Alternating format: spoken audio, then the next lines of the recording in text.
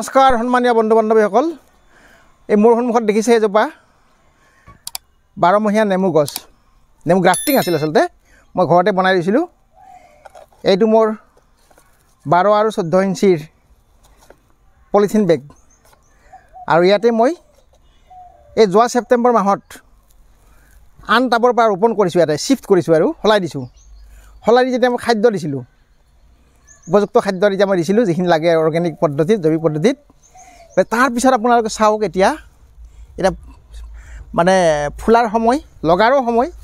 এইটো লাগিছে দুই এটা ছিঙি খাইছোঁ আমি আগতীয়াকৈ এই ডাঙৰ হৈ আছে কাজি নেমু আৰু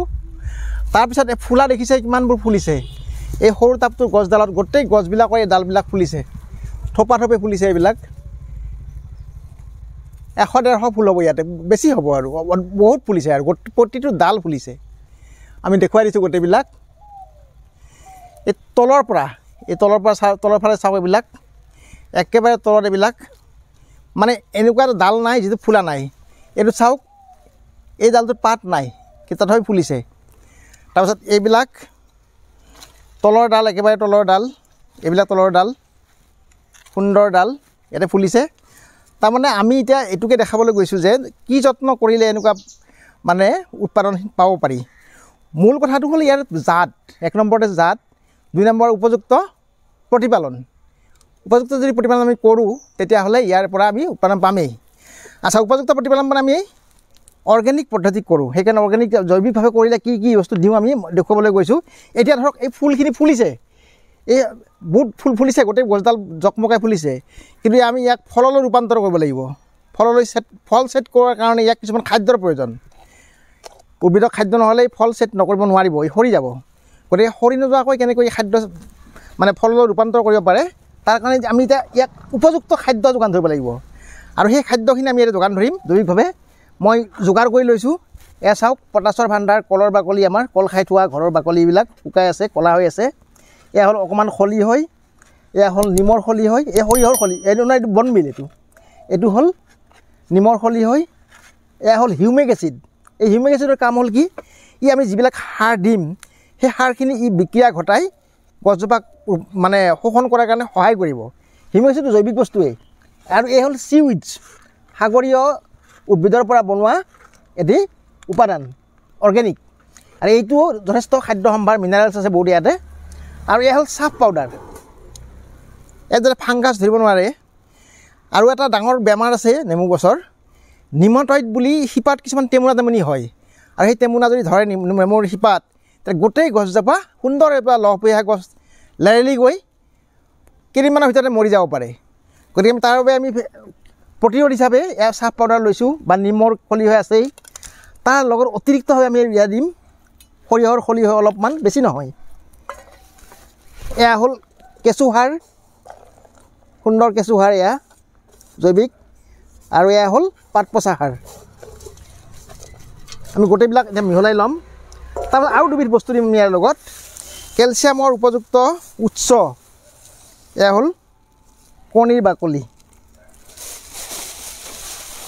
তাৰপিছত আৰু এবিধ বস্তু দিম আমি এইবিলাক আমাৰ ঘৰত পোৱাই বিনা খৰচতে পোৱা এয়া হ'ল ছাই আচ্ছা এই গোটেইবিলাক বস্তু আমি এতিয়া মিহলি কৰি ল'ম মানে মিহলাই ল'ম এনেকৈ আমি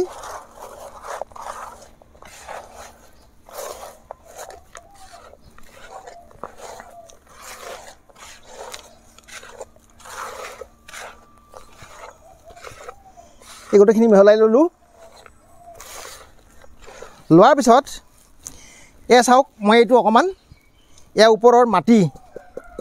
ইয়াত আগতে থকা মাটি অকণমান উলিয়াই লৈছোঁ কাৰণ শিপাই যাতে সহজে ল'ব পাৰে আমি অকণমান খান্দি ল'ব লাগিব তেনেকৈ এইখিনি মাটি উলিয়াই লৈছোঁ মই এইখিনি মাটি আকৌ দিম পিছত লৈ পেলাই এতিয়া আমি এই সাৰখিনি ইয়াতে খাদ্যখিনি দি দিম এয়া হ'ল ইয়াৰ সুষম আহাৰ আমাৰ যেনেকুৱা মানুহৰ বা জীৱ জন্তুৰ বেলেঞ্চ ডায়েট বুলি কওঁ আমি উদ্ভিদকো তেনেকৈ যদি বেলেঞ্চ ডায়েট দিওঁ তেতিয়াহে ইয়াৰ পৰা উপযুক্ত উৎপাদন পাব পাৰোঁ গতিকে আমি এইখিনি সুন্দৰকৈ দি দিলোঁ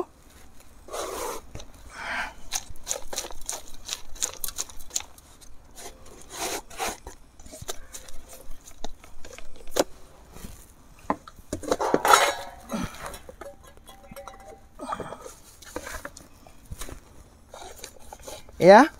চাৰিওফালে মই মিলাই দিলোঁ আৰু দেখিছে আমি ইয়াৰ শুকান ডাল চাল এইবিলাক কাটি থৈ দিছোঁ আগতে পেলাই দিছোঁ আগত যত্ন কৰোঁতে কাটি দিছোঁ এইবিলাক তাৰমানে অদৰকাৰী ডাল আজি থাকিব নালাগে আৰু শুকান ডাল থাকিব নালাগে এইটো এটা ডাঙৰ পৰিচৰ্যাৰ বিষয় এটা আৰু এইখিনি দিলোঁ দিয়াৰ পিছত আমি এই যে আগতে উলিয়াই থ'লোঁ মাটিখিনি সেই ওপৰত অকণমান দি দিম এইবিলাক গছৰ পাত তাত পৰি আমাৰ সাৰে হৈ আছে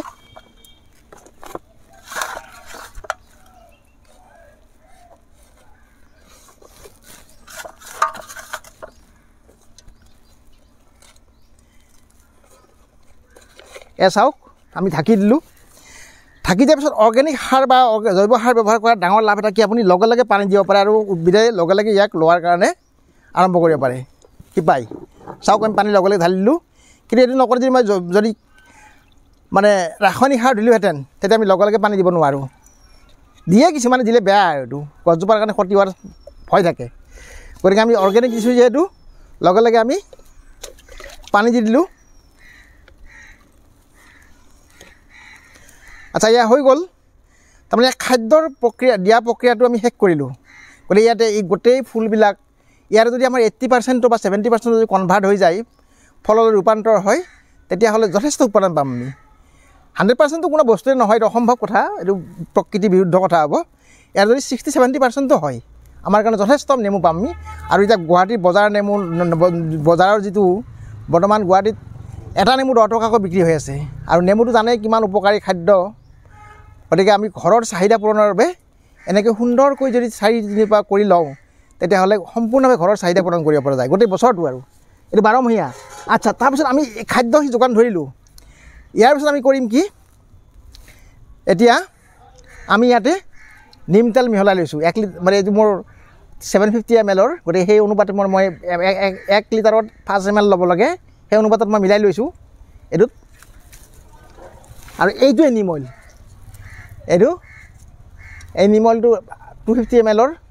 আৰু এইটো ঘৰত অৰ্গেনিক যদি আমি খেতি কৰোঁ তেতিয়া খুব জৰুৰী এটা উপাদান এইটো লাগিবই এইটো পোক পৰুৱা নিয়ন্ত্ৰণ বেমাৰ আজাৰ নিয়ন্ত্ৰণৰ কাৰণে আৰু এইটো মই চাফ যে দিছিলোঁ এয়া চাফ এটা ফাংগিচাইড বিভিন্ন ধৰণৰ ফাংগাছ জাতীয় বেমাৰী প্ৰতিৰোধ কৰে এইটো মই খাদ্যৰ লগতে মিহলাই দিছোঁ গতিকে এতিয়া মই এইখিনি যাতে আমাৰ ফুলবিলাকৰ যাতে ক্ষতি নহয় পোক পৰুৱাৰ পৰা আৰম্ভ কৰি যে বিভিন্ন বস্তু যাতে উপহাৰ কৰি নষ্ট কৰিব নোৱাৰে তাৰবাবে মই এতিয়া এই নিম অইলটো এনেকৈ স্প্ৰে কৰি দিম আৰু স্প্ৰে কৰোঁতে খুব স্পীডত যোৱা স্প্ৰে হ'ব নালাগে এনেকুৱা খুব লাহে লাহে যোৱা পানীটো তেনেকুৱা স্প্ৰেহে ল'ব লাগে যদি আমি ডাঙৰ স্প্ৰে লওঁ তেতিয়া কি হ'ব পানীটো স্পীডত মই এনেকৈ মাৰি দিওঁ ফুলবিলাক সৰি পৰিব সেইকাৰণে সৰু স্প্ৰে হ'লে ভাল এনেকুৱা ডাঙৰ স্প্ৰে দিলে পানীৰ ফোৰ্চত এইবিলাক ছিঙি যাব সৰি যাব গতিকে আমি এনেকৈ গোটেই গছজোপাকে নিম অইল দি দিলোঁ বেমাৰৰ প্ৰতিৰোধৰ কাৰণে আচ্ছা তাৰপিছত আছে কি আৰু এটা ডাঙৰ কথা এটা আছে ইয়াতে মই ভাগ্যক্ৰমে সেইটো ফটো ল'বলৈ সক্ষম হ'লোঁ এই কোমল পাতবিলাকৰ ৰসবিলাক চুহি খায় এবিধ পোক আছে আমি এইটো এটা স্ক্ৰীণত দিছোঁৱেই সেই পোকবিধৰ ফটো গতিকে সেই পোকবিধে ইয়াৰ যদি পাতটো ৰসটো খাই পেলাই ঠিক গান্ধী পোকতকৈ অলপ সৰু পোকটো এই ৰসটো খাই পেলাৰ পিছত গছজোপা নিশকতীয়া হৈ যায় আৰু উৎপাদন কমি যায় মই দেখা পোৱাৰ লগে লগে তাক আঁতৰাই দিবলৈ সক্ষম হ'লোঁ আৰু কিন্তু ফটোটো মই ধৰি ৰাখিছোঁ গতিকে তেনেকুৱা পোক যদি পৰে আমি মানে মেনুৱেলি হাতেৰে তাক গুচাই দিব লাগে তেতিয়াহ'লে গছজোপাৰ ক্ষতি নহয় গতিকে এয়া হ'ল পৰিচৰ্যাৰ ভূমিকা নেমু গছৰ পৰিচৰ্যাটো খুব সূক্ষ্ম ভালদৰে কৰিলেহে ইয়াৰ পৰা উৎপাদন পাব পাৰি নহ'লে নেমু গছ এনেই থাকে নালাগে গতিকে আপোনালোকক আমাৰ পৰ্যায় দেখুৱালোঁ আৰু দেখিলেই এইটো কিমান সৰু বেগ পলিথিন গতিকে মাটিৰ টাবত যদি আমি কৰোঁ ডাঙৰ প্লাষ্টিকৰ বাল্টিত যদি কৰোঁ বহুত উৎপাদন পাব পাৰি কিন্তু জাতটো ভাল হ'ব লাগিব আমি প্ৰথমতে কৈছোঁ মই 1 নম্বৰ জাত 2 নম্বৰ পৰিচৰ্যা 3 নম্বৰ পৰ্যবেক্ষণ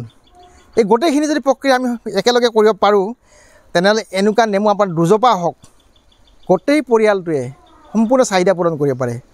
গতিকে বন্ধু বান্ধৱীসকল এনেকৈ ৰুই পেলাই অত্যন্ত এই উপাদেয় ফলবিধ যাতে আমি সকলোৱে ঘৰত উৎপাদন কৰি ঘৰৰ চাহিদা পূৰণ কৰিব পাৰোঁ তাৰ এটা আৰ্হি দেখুৱাবলৈহে আমি এইটো ৰেকৰ্ডিংটো কৰিছোঁ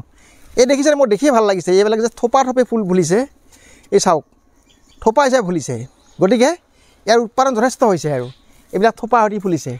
গতিকে ইয়াত ৩-৪টাকৈ নেমু ৰ'ব গোটেইবিলাকতো নৰয় ৬-৭টা আছে ৬-৭টা ৰ'লে গছজোপাই তাক মানে ধৰি ৰখাটো টান হ'ব সম্ভৱ নহয় প্ৰকৃতিৰ নিয়ম অনুযায়ী এথোপাত যদি ২-৩টা বা ৪টাকৈ থাকি যায় যথেষ্ট নেমু ইয়াত পাই যাম আমি